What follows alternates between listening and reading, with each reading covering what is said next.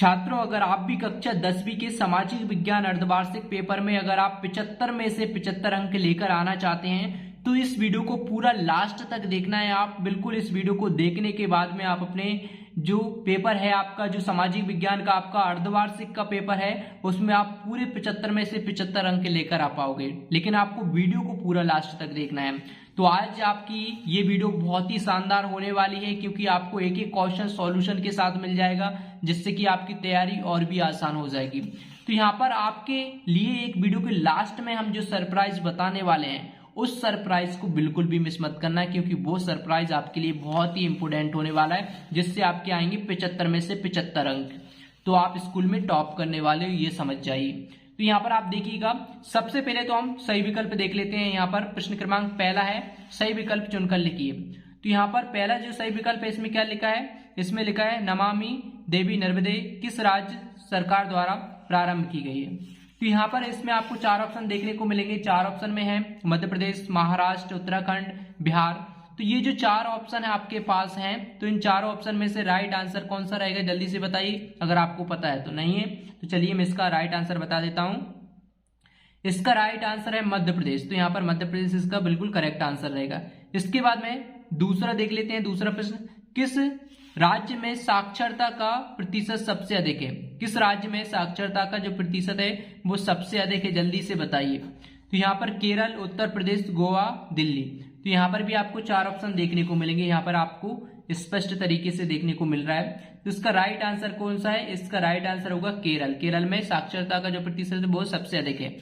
इसके बाद में चलते हैं, इस पे भी मैं चिन्ह लगा देता हूं। इसका है मध्य प्रदेश, इसका है केरल। इसके बाद में चलते हैं नेक्स्ट क्वेश्चन की तरफ। नेक्स्ट क्वेश्चन भी देख लेते हैं। वह हमारा, रूस की क्रांति कब हुई थी? रूस की क्रांति कब हुई थी? यहाँ पर भी आपके पास कितने ऑप्शन है? आपके पास यहाँ पर 4 ऑप्शन आपको देखने को मिलेंगे। रूस की क्रांति कब हुई थी? 1920 में, या फिर 1917 में, या फिर 1915, 1910। तो यहाँ पर भी आपको कितने ऑप्शन देखने को मिलेंगे? 4 ऑप्शन। तो इसका राइट आंसर है 1917 में हुई थी।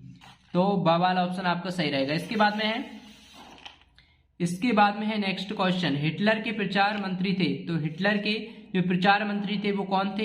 यहाँ पर भी आपको 4 ऑप्शन देखने को मिलेंगे। ग्योबल्स और हिंडनबर्ग, या फिर नीमयोलर, या फिर साल्टरबेराट। तो यहाँ पर भी आपको 4 ऑप्शन देखने को मिलेंगे। 4 ऑप्शन में से जो ऑप्शन नंबर पहला है आपका बिल्कुल सही है, ग्योबल्स थे। इसके बाद में कौन सी अवधारणा, यहाँ पर अगला क्वेश्चन जो है वो है 5वां, कौन सी अवधारणा लोकतंत्र की है? कौन सी है?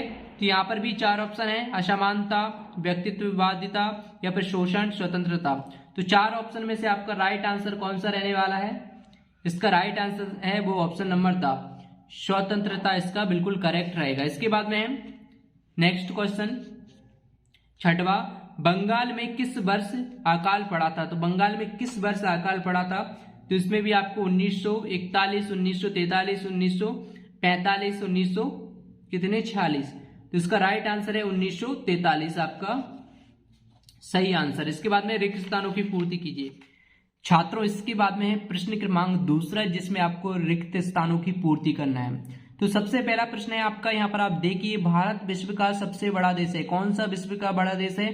प्रथम, द्वितीय, तृतीय, चतुर्थ, या फिर 5वां, 6वां, 7वां? तो कौन सा है यहाँ पर? इसमें आपको क्या बनना है? 7वां बनना है, क्योंकि भारत जो है विश्व का 7वां बड़ा देश है। इसके बाद में चलते हैं नेक्स्ट क्वेश्चन की तरफ। तो हमारा नेक्स्ट क्वेश्चन है, यहाँ पर आप देख सकते हैं 2, भारत में हमेशा जन्म दर से अधिक रही है। तो क्या रही है भारत में जन्म दर से अधिक? जल्दी से बताइए अगर आपको पता है। तो मृत्यु दर इसमें भराएगी, क्योंकि भारत में हमेशा जन्म दर से मृत्यु दर जो है वो अधिक रही है। इसके बाद में नेक्स्ट क्वेश्चन है, जल्दी से आपको करना है। नेक्स्ट क्वेश्चन कौन सा है? तीसरा वाला है, दूसरे विश्व युद्ध की शुरुआत हुई। तो दूसरे विश्व युद्ध की शुरुआत कब हुई थी? यहाँ पर ये हुई थी दूसरी विश्व युद्ध की शुरुआत सितंबर में, सितंबर 1939। तो इसमें आपको क्या बनना है? सितंबर 1939 आपको बनना है। इसके बाद में चौथा क्वेश्चन, चुनाव का मतलब राजनीतिक प्रतियोगिता है। तो यहाँ पर क्या बनना है आपको? प्रतियोगिता आपको भरना है, क्योंकि चुनाव का मतलब राजनीतिक प्रतियोगिता है। इसके बाद में है 5वां, कृषि एवं मछली पालन क्षेत्र से संबंधित है। तो कृषि एवं जो मछली पालन है वो किस क्षेत्र से संबंधित है? तो ये आपका प्राथमिक क्षेत्र से संबंधित है, तो इसमें आपको क्या भरना है? प्राथमिक आपको भर देना है। इसके बाद में कृषि एक कार्य है, तो कृषि क्या है? जल्दी से बताइए। कृषि एक मौसमी कार्य है, क्योंकि मौसम के हिसाब से खेती की जाती है। कब आपको चने बोने हैं, कब सोयाबीन बोना है, कब गेहूं बोना है, कब धान बोना है, तो ये सारी जो फसलें हैं वो मौसम के हिसाब से बोई जाती हैं। तो इसलिए इसको बोलते हैं कृषि एक मौसमी कार्य है। इसके बाद में आ जाता है प्रश्न क्रमांक हमारा तीसरा, जिसमें आपको सही जोड़ियों का मिलान करना है। तो सभी सही जोड़ियों के आंसर जो हैं हमने आपके लिए लिख कर रखे हैं, तो लास्ट में आपको बता देंगे। इसके बाद में हम अगला जो प्रश्न है हमारा चौथा, तो हम थोड़ा सा चौथा देख लेते हैं, इसके आंसर देख लेते हैं, क्योंकि चौथे में आपको एक शब्द और एक वाक्य के जो आपको आंसर बताने हैं तो वो मैं आपको बता देता हूं। और वीडियो को आपको बिल्कुल भी स्किप नहीं करना है अगर आपको 75 में से 75 अंक लेकर आना चाहते हैं तो यहाँ पर पहला क्वेश्चन है, भारत की सबसे लंबी नदी है। तो भारत की सबसे लंबी नदी जो है वो है गंगा, जिसमें आपको गंगा आपको भरना है। इसके बाद में दक्षिण दोलन से जुड़ा हुआ एक लक्षण क्या है? तो इसका एल नीनो आपका करना है, एल नीनो आपको भरना है। तो टेंशन आपको नहीं लेना है, सभी आंसर आपको लिखे हुए भी आपको मिल जाएंगे। इसके बाद में तीसरा है, नवीन जनसंख्या नीति की घोषणा कब की गई? तो यहाँ पर 15 फरवरी 2000 में की गई, तो यहाँ पर इसमें 15 फरवरी 2000 हो जाएगा तीसरे वाले का। इसके बाद में चौथा, यूनानी में क्रोसिया का अर्थ होता है। तो क्रोसिया का अर्थ क्या होता है? शासन होता है। यूनानी में क्रोसिया का अर्थ शासन होता है। इसके बाद में पांचवा, यंग इंडिया पत्रिका का संपादन किसने किया? चलिए बताइए, अगर आपको पता है तो पांचवे का आंसर बताइए। यंग इंडिया किसने किया? महात्मा गांधी जी ने किया। तो यहाँ पर इसमें आपको क्या भरना है? महात्मा गांधी आपको करना है इसका आंसर। इसके बाद में छठवा लास्ट क्वेश्चन है इसका, नागरिकों का प्रतिनिधि चुनने का जो अधिकार है क्या कहलाता है? तो मताधिकार कहलाता है। तो इसमें मताधिकार आपको भरना है, मताधिकार इसका आंसर हो जाएगा, क्योंकि हम फिलिंदा ब्लैंक्स थोड़ी कर रहे हैं, एक शब्द और एक वाक्य में आंसर कर रहे हैं, तो इसका आपका मताधिकारी हो जाएगा आंसर। इसके बाद में क्वेश्चन नंबर 5वां है, सत्य और असत्य चुनकर लिखिए। तो यहाँ पर आपको सत्य और असत्य इसके करने हैं। तो इसका पहला प्रश्न है, भारतीय मानसून में होने वाली वर्षा अनिश्चित है। भारतीय मानसून में होने वाली जो वर्षा है वो क्या है? अनिश्चित है। तो ये सत्य है, यह सत्य, ये आपका सत्य रहेगा पहला वाला। पहला कैसा है? सत्य। इसके बाद में केरल में प्रति 1000 पुरुषों पर महिलाओं की संख्या 995, ये आपका असत्य है। इसके बाद में भारत में 20 वर्ष और उससे ऊपर की आयु के सभी नागरिक चुनाव में वोट डाल सकते हैं। तो यहाँ पर ये भी आपका तीसरा वाला भी असत्य है। इसके बाद में दूसरा और ये तीसरा वाला आपका कैसा रहेगा? असत्य रहेगा। इसके बाद में चौथा है, पालमपुर में ज्यादा लोग व्यापार वस्तु विनिमय नहीं करते। तो ये आपका सत्य है। इसके बाद में जनसंख्या वृद्धि से गरीबी बढ़ती है। तो जाहिर सी बात है, ज्यादा जनसंख्या होगी तो रोजगार कम मिलेगा, तो गरीबी बढ़ेगी। इसके बाद में यहाँ पर ये भी आपका सत्य रहेगा। इसके बाद में एकीकृत बाल विकास सेवाएं 1975 से शुरू की गई, तो ये भी आपका सत्य है। तो इस प्रकार से यहाँ पर हमारे सत्य और असत्य भी कंप्लीट हो चुके हैं। अब इसके बाद में आ जाते हैं सही जोड़ियों, जिसके आंसर हमने आपको नहीं बताए थे।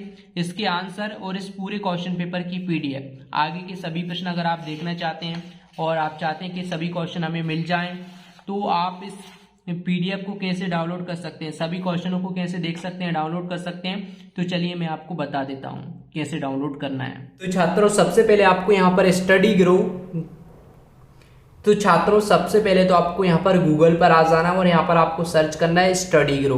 यहाँ पर मैं स्टडी ग्रो कुछ इस प्रकार से यहाँ पर लिख देता हूँ, आपको भी इसी प्रकार से लिखना है।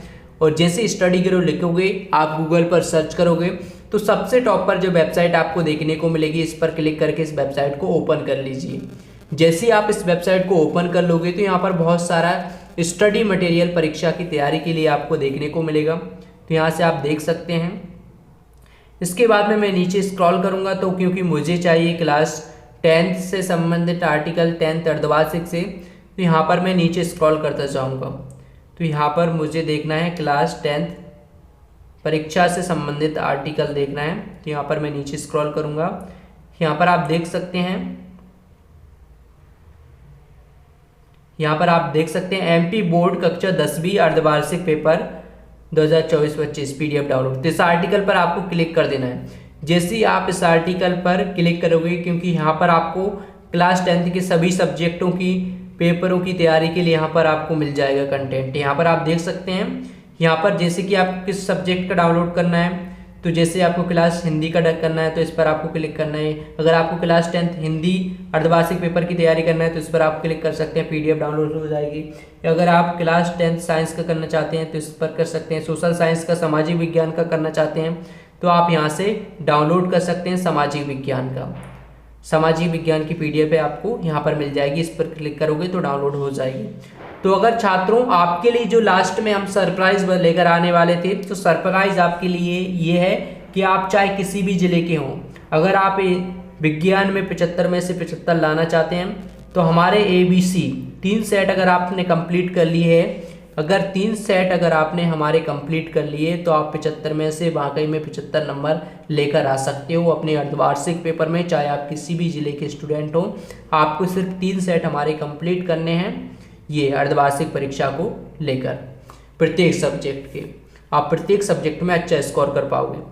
तो चलिए मिलते हैं नेक्स्ट वीडियो में। Thanks for watching this video. और इस क्वेश्चन पेपर में दिए गए क्वेश्चन सभी आपको याद कर लेने हैं और इस वीडियो को अपने दोस्तों को जरूर शेयर कर देना।